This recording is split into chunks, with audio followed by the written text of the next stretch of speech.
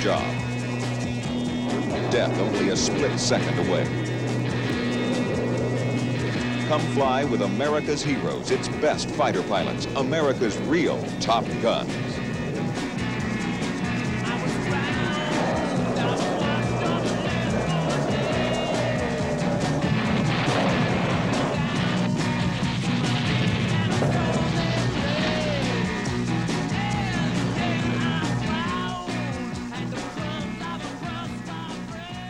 I'm Randy Cunningham, call sign Duke.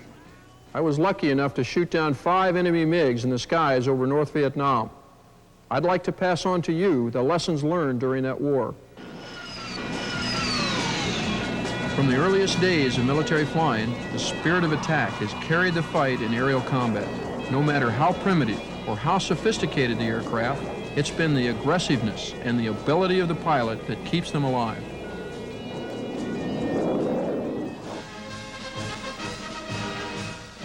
The most daring World War I aces ran up amazing numbers of kills.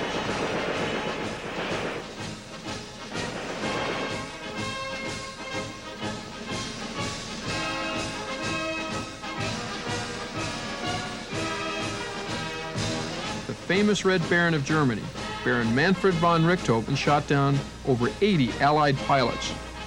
And his statement was, "A fighter pilot roves in the area allotted to him in any manner he sees fit. When he sees the enemy, he attacks and kills. Anything else is rubbish."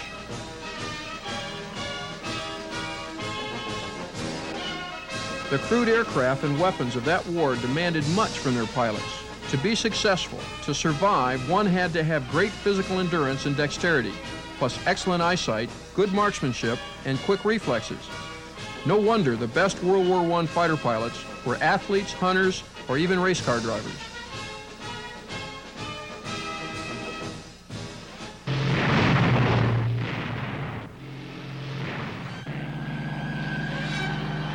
In the Second World War, German pilots initially had the advantage of training and experience. Their kill ratios over the British was staggering.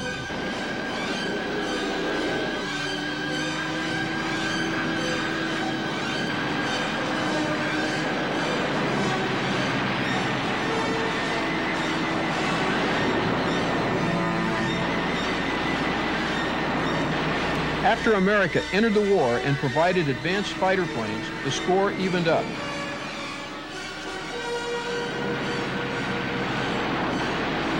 By the war's close, Allied pilots had eliminated the best German pilots. Lacking trained aviators, the Germans lost 20 aircraft for every one of ours shot down.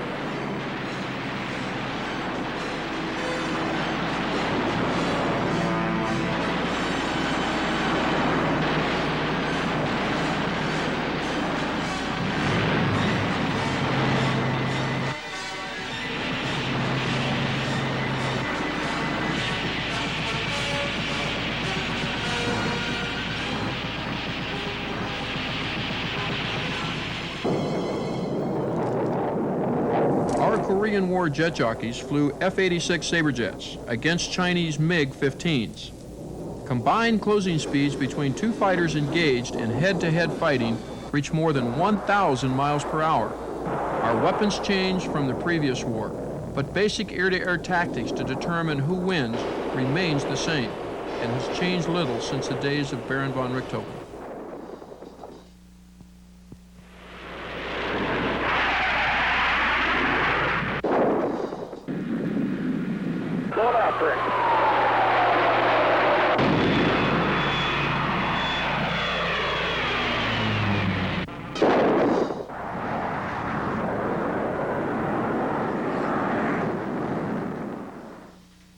Vietnam strike pilots were forced to fly low-level attacks against ground targets due to deadly radar, AAA, and intensive surface-to-air SA-2 missile firings.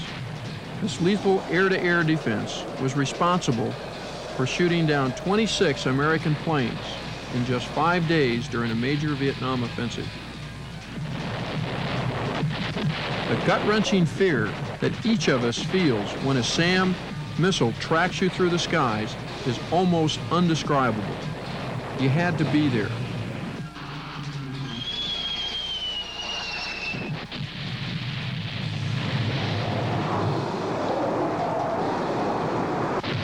During the strike on Quang Lang Airfield, 19 January 1972, I had 36 SAMs fired at me in pairs.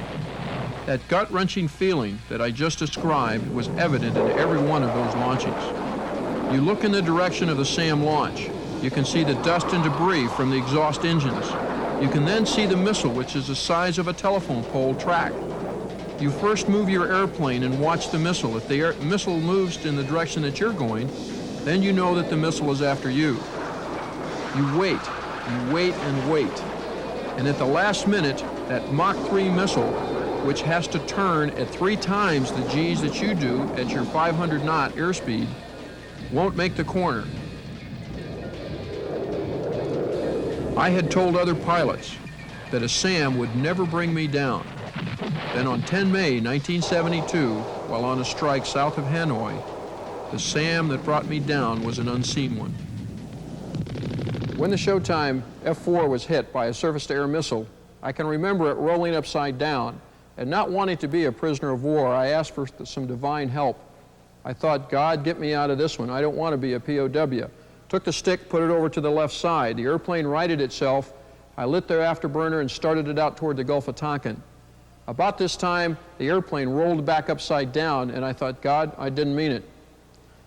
I was able to roll the F-4 when the nose locks straight up in the F-4 when you lose hydraulics. I was able to roll it around an axis, but yet not to stall it. I would light full afterburner, keep the airplane rolling until I got about 1 mile off of the beach. The airplane exploded where we were forced to eject over the Gulf of Tonkin.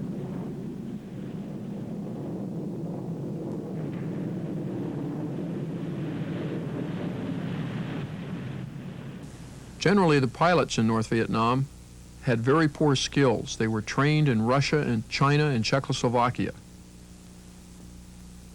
Every once in a while, we would run up against a very competent pilot. They had about 5 of these individuals that would fly all 3 kinds of airplanes, being the MiG-17, the MiG-19, and the MiG-21. This is the type of an individual that Colonel Toon proved to be.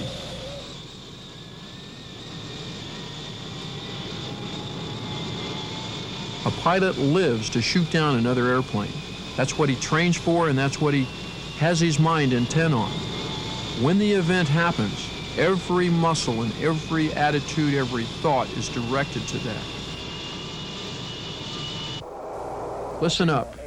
As a 105 driver splits off from his flight, engages 8 MiG-17s, he treated it like it was a game. Listen to his voice. Well, there's about 8 of them down there, Swan LA flag. Got it, no shell. I got a 17 right in front of him, going after him. I got MiGs all around this place. Come on up here. Come on back, let's go, Detroit. Hey, look at the MiGs. I got 2 of them coming in on me. Boy, I need a little bit of help, just a little bit. Give me your direction and altitude. Roger, I'm going 240, right on the deck. I'm getting hit 4 times, I checked. I got cannonballs going all around me.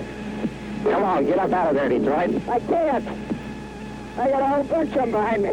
Okay, it's undeadly. 1965 to 1968, U.S. fighter pilots bagged 110 MiGs while losing 48 of our own. This tragic 2.3 to 1 ratio was devastating compared to the Korean kill ratio of a 10 to 1.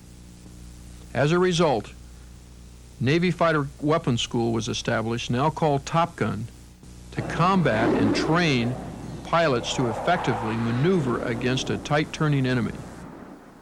At Navy Fighter Weapons School and the aggressor squadrons, the A-4 is used to simulate the MiG-17 below about 270 knots. Above 270 knots, the F-5E performs very characteristically like a MiG-21. Pilots ease off on the G to also simulate the MiG-23. On board an aircraft carrier, the USS Constellation, in mid-January 1972, we received word that we were no longer restricted to just bombing targets. We were able to go out, hunt, seek, and destroy MiGs for the first time since 1967, when President Johnson terminated the bombing in North Vietnam. On 19 January, while operating over Quang Lang Airfield, I was lucky enough to engage two MiG-21s after dodging some 36 SAMs.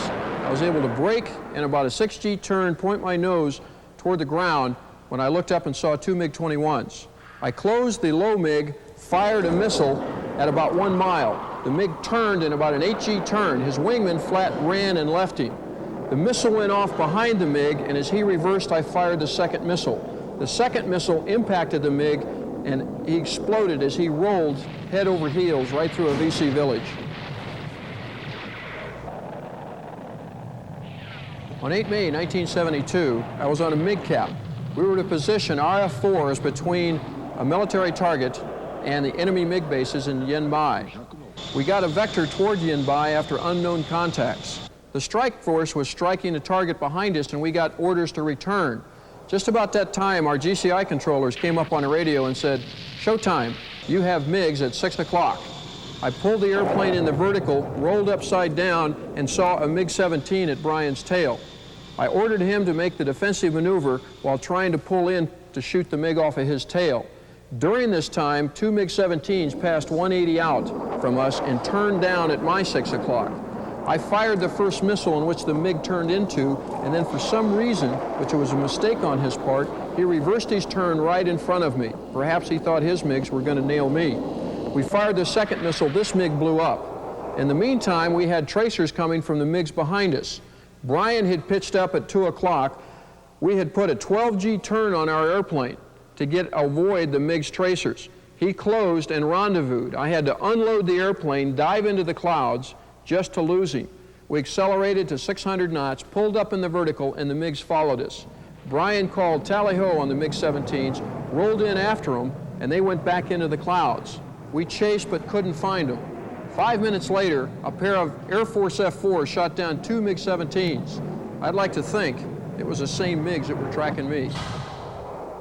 10 May 1972, I pulled off a target just south of Hanoi over Haiduang Railroad Yard.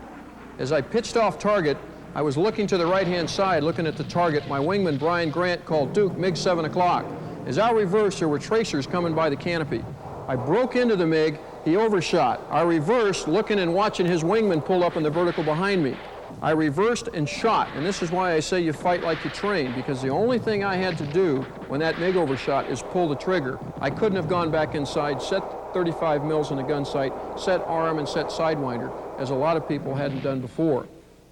We accelerated out, got away from the MiG that was chasing us, pitched back into the vertical, looked back and saw 12 MiG-17s in a defensive wheel. That's one MiG behind the other, and in that wheel we had phantoms chasing those MiGs. I rolled down into the MiGs, trying to track one that was coming around the corner like this that hopefully didn't even see me. About that time, an F-4 passed in front of us who turned out to be my executive officer. I pitched up in the vertical like this, straight over the fight, only to see a MiG-17 behind my XO at a 7 o'clock, a MiG-21 a little bit farther behind, and what he didn't see was a MiG-17 flying on his wing. As I came down out of the perch position, trying to shoot the closest MiG off of his tail and trying to get the XO to reverse to set the MiG up, we had, out of that turn, 4 MiG-17s, 4 MiG-19s, 2 MiG-19s, and 4 MiG-21s chasing us. For this, I was nominated for the Congressional Medal of Honor. I didn't think I was going to survive that fight, but I made a radio transmission to the XO saying, "I don't think I'm going to survive, but I'll at least take the MiG off of your tail."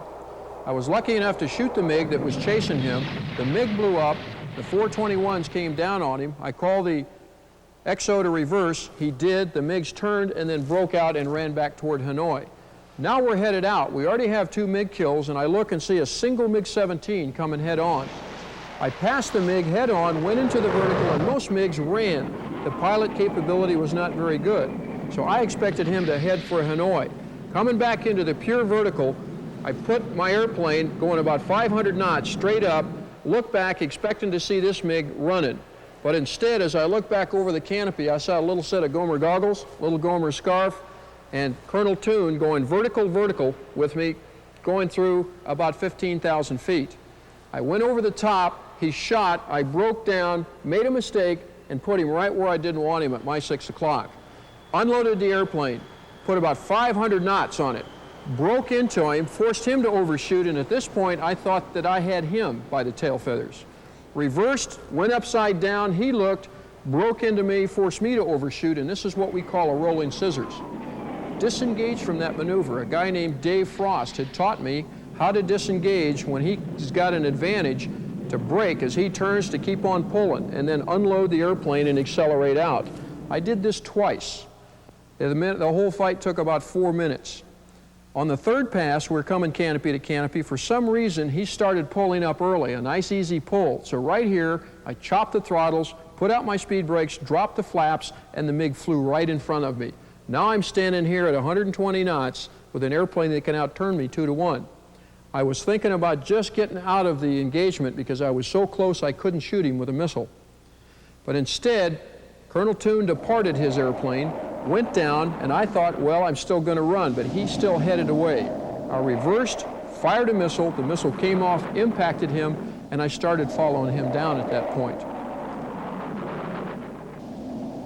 During the engagement, I saw the stars, the 13 stars of Colonel Toon on his aircraft, but was little aware that it was actually Colonel Toon in the airplane. Later, it was proven that, in fact, Colonel Toon was a pilot of that MiG-17 on 10 May 1972 that went down in flames. After the Vietnam War, the Navy elected to retain the Navy Fighter Weapons School, or TOPGUN. Its results were very effective, giving us a 12-to-1 kill ratio in Vietnam. After the war, I came back as a TOPGUN instructor, and then in later years, I then went on to command VF-126, the Navy Aggressor Squadron. The MiG-29 and the MiG-31, the Navy Fighter Weapons School and Aggressor Squadron uses the new F-16N, which has very similar characteristics. We got some F4s north of Felicia Peak. We got the Bandits 150 for 40 miles. They may try to hit over that way. You headed south now. That's firm. We're steady about 170. Okay, the lead just went in a right-hand turn to south. Come hard left 180. Check on the nose a mile. You got a bogey 6 o'clock for 6,000 feet. Right. Keep the turn in. We're coming around hard on him. Okay. It's better to make your mistakes in training against a Top Gun instructor than it is a real MiG, because you're not competing for 6 gold medals. Whether you win or lose determines whether you live or die. And it's important in our training program to create the most realistic environment that we possibly can. Knock it out, knock it out, knock it out. It's also inherently dangerous in air combat training. A good friend of mine, Bobby Hughes, while on a training mission in an A4, gave lead pursuit to an F-14. Viper's going to cap. We've had a mid-air, repeat, we've had a mid-air. Roger, red one copies, I'll hold high. Viper is going to cap, don't anybody get below these things right now in case there's a chute coming down. The F-14 didn't see him, they impacted, and Bobby Hughes was killed. The F-14 crew was forced to eject. What we strive on a daily basis to do is to ensure that those kinds of things don't happen. Cruise at 21. Viper cruise at 24. Anybody see a chute? No chute. You were in a position where you'd committed nose high on me, and I was pretty slow, so I extended... The purpose of Top Gun is to train Navy fighter pilots that are the best in their squadron. They then return to that squadron and train the pilots and backseaters that didn't have the opportunity to go through Top Gun to become the finest aviators in the world.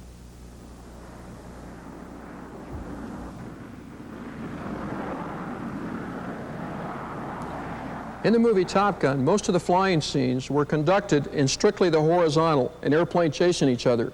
A real fight takes place three-dimensionally, not only in the horizontal, but vertically as well. If you can get your opponent to shoot, overshoot in the vertical and roll and get behind him, or he can even be above you and you can break into him and force the overshoot, that's the method we use to train. While all of this is going on, you may have one airplane that passes you. You have to mentally plot this airplane, knowing if he's a MiG-17, 21, or whatever, because you know how fast he turns, and you learn this in training. Now what I'm thinking is, can he get back around to shoot me before I can get from my position to get over and shoot somebody ahead of me? And what I'll do a lot of times is press that target. If I think no, or something changes in the dynamic environment, then I'll turn back into where I think the MiG is, and in many cases, we'll end up with a head-on pass, but yet I've saved myself. The only way to develop this kinesthetic sense of where you are in relation in space and time is through absolute training. Quite often, the graduation exercise in Top Gun is inviting fighter pilots from all over the world in the United States. What they do is act as the bad guys. The Top Gun class prepares and executes a strike plan using real attack airplanes, live ordnance delivered on a target. In every scenario, they're outnumbered, and they have to win and survive. The reason is that winning and surviving is everything. 6 o'clock for 6,000 feet. Everything. It's around 9 o'clock now. Go to that little peak. Okay, I can be in on it, Bureau Roy. Heck, you're flared in. I'll stay in a right turn. Get him. Thing. Watch the guy now. 235 for 6 coming at you. Gonna meet him head on, thing. Okay, I got him. Fox 1. At the conclusion of this exercise, after many shots are fired on both sides until one side is gone, it's debriefed. There are no real losers, because the information that we learn will protect you in the skies for tomorrow. Navy Fighter Weapons School is at NAS Miramar in San Diego. Although Top Gun pilots that have been trained are all over the world, you'll find an aircraft carrier on almost every ocean of the world. Those pilots consistently train the other pilots that didn't have the opportunity to train at the Navy Fighter Weapons School or Top Gun.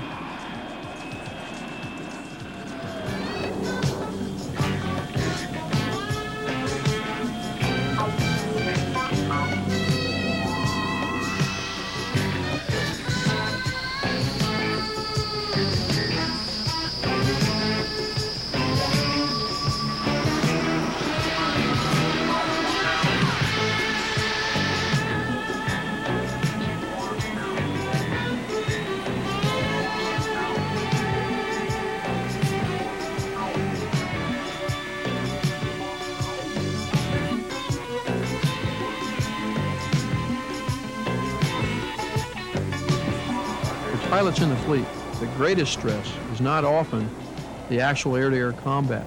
A Navy pilot that spends 20 years in the service, 25% of us are killed. That excludes even combat. So there's all kinds of things that can happen to a Navy pilot.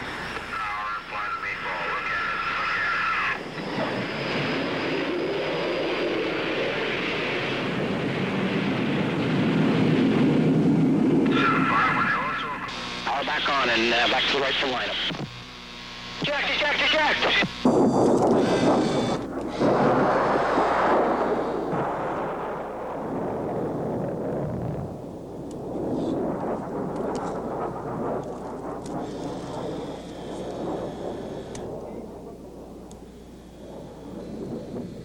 We've learned a lot from foreign countries, primarily the Israelis. They train on a day-to-day basis. The threat that they have has lasted for over 2,000 years. The primary thing that we've learned from the Israelis, not so much the air-to-air environment, but the air-to-ground environment. Vietnam was a kiddie lane compared to what our pilots of today have got to face. They have to go into environments of high threat, AAA, with increasing number of SAMs, and the Israelis have taught us how to take out those threats prior to the air-to-air battle ever taking place. In the real world, you need to go through and mentally plot what the things that have happened to you in training. They study everything about a Russian pilot, from how he breathes to how he eats to how much he earns, everything about the Communist Party. A MiG aircraft has zero kill probability sitting on the ground. It has no capability whatsoever until you put that man in it. The type of man you put in it is what we're fighting. We're fighting his ideology, his thoughts, and his beliefs. So when someone says, I'm out to fight the machine, to me that's ludicrous. The real reason you're fighting that airplane is because of the man in it, and to take him out.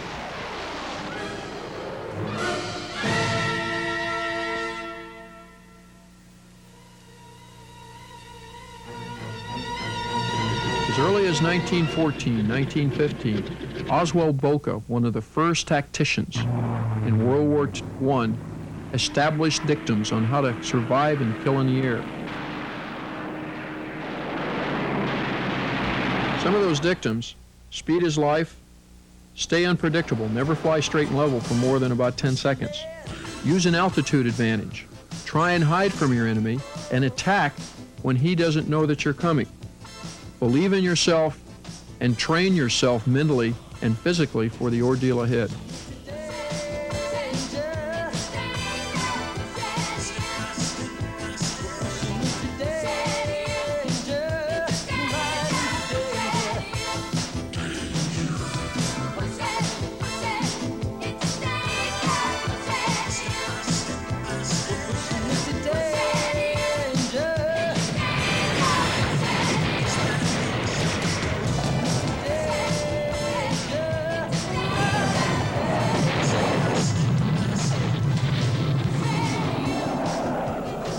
Many people ask me, is the movie Top Gun realistic?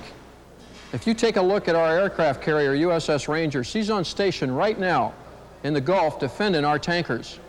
Recently we fired 2 missiles at an Iranian MiG. Those same pilots were trained only 6 months ago, and they knew that in a matter of weeks they could end up in a combat situation. If you draw a parallel between the scenario of the movie Top Gun and the way the USS Ranger is executing its mission today, you'll find them very close.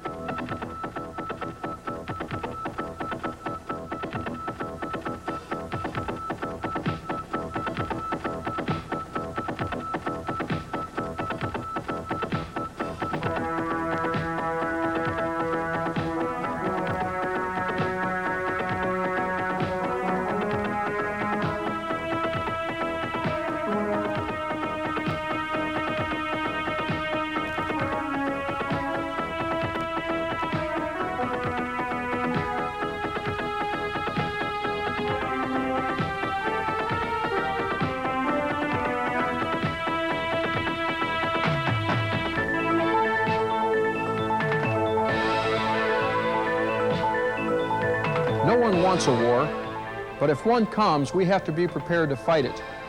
Our Top Gun pilots train all the other pilots to speak from a position of strength. If the enemy chooses to attack us, he's going to get a big surprise.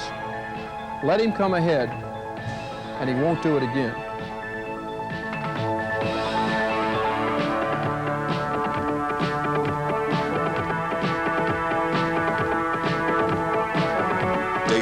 Gonzo Station in the Indian Ocean. American sailors and air crews are here to protect vital American interests. The threat unknown. The defense, Top Gun training.